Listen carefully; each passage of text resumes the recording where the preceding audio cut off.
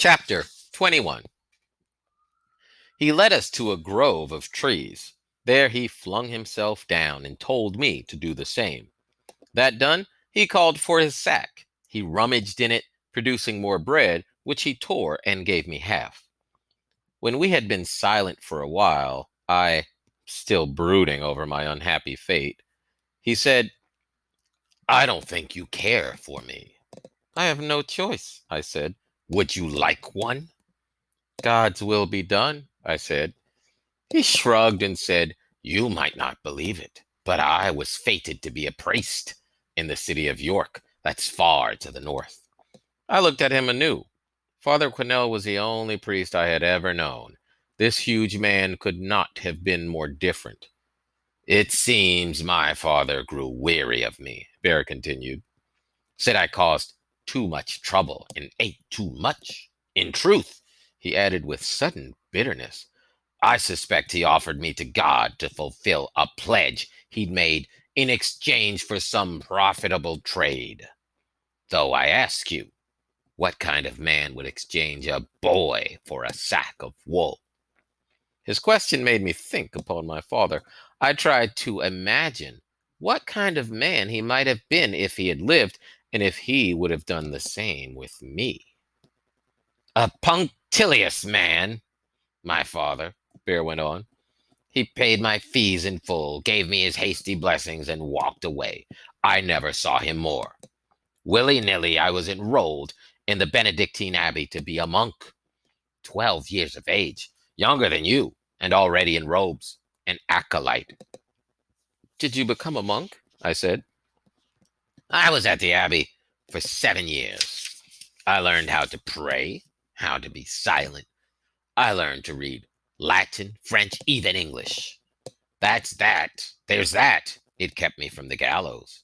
"Why?" I said, in spite of myself. I found interest in his story. "The law. If you can read, you're treated as a priest. Common law does not allow priests to be hanged. But shortly before I took my vows," he continued, "when on some errand for my fat and greasy abbot, I came upon a group of mummers in a square close to York Minster. Their music, tricks, and most of all their laughter beguiled me. Perhaps it was the devil himself who took a liking to my soul. In any case, I ran off, like you," he added, with a laugh. "But how could you abandon God?" I said. "Had he not abandoned me?" "It was your father, not God, who left you," I said. I must have surprised him with my words, for he grew silent, and when he spoke again it was with less bravado. "For 10 years I traveled with those people," he said. "They became my dearest friends. We went all about the kingdom. Mind you, we lived only a tad beyond beggary, but my companions taught me better languages, the language of song, of hand, of foot, and most of all, laughter." "Can you still be hanged then?" "Is that your hope?" he laughed. "Not as long as I can read.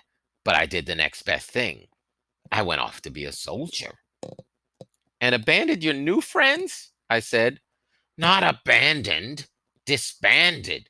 Only St. Anthony knows where they went. Some wandered off, others lost their lives to brawls, jails, duels, or sickness. Some were lost to marriage.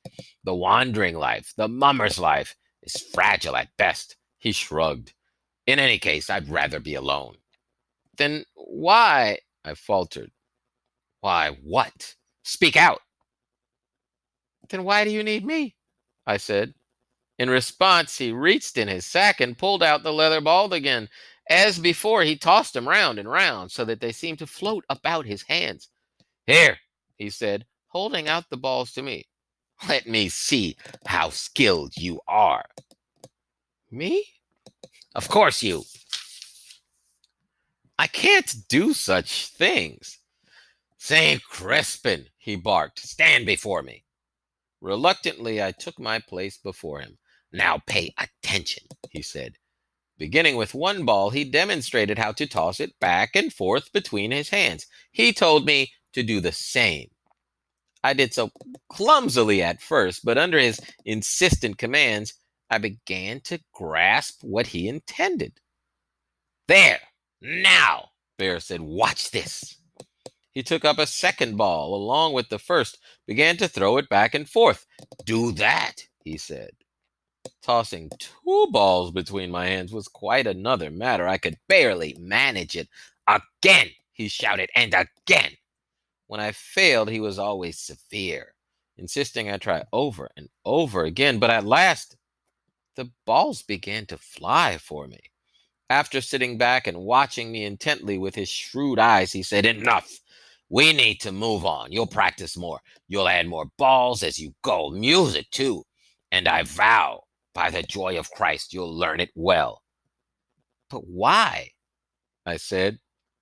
You shall see.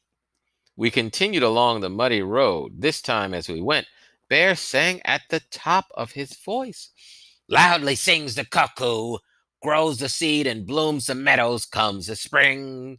The woods do sing, sing the cuckoo, now sing cuckoo, now sing cuckoo. Then from his sack he took out a music pipe, a recorder he called it, and began to play the same melody, after which he sang the verse again. Sing, he commanded. I don't know how. Crispin, if I bid you sing, you'll sing, he said. Haltingly, I tried. Louder. I complied. As we went along, I was convinced more than ever that Bear was mad.